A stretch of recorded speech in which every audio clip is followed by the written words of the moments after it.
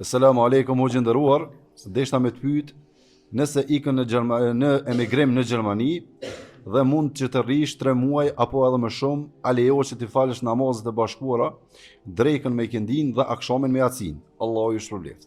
Aleikum assalam wa rahmatullahi wa barakatuh.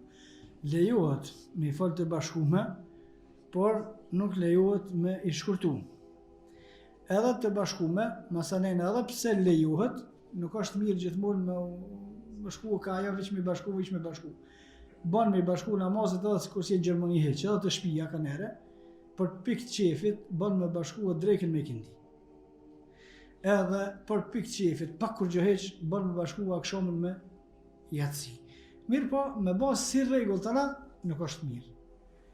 Nuk ka një argument që mundesh me nxjerr të feja, me bëhe që është gjunaqara diçka, por se nuk ka bën këto pejgamberi sallallahu alaihi wasallam dhe në këtë drejtim se kanë bërë sahabët dhe nuk është mirë gat kohë me i bashku namazet edhe nëse ke mundësi me i bashku, vallahu a'lam.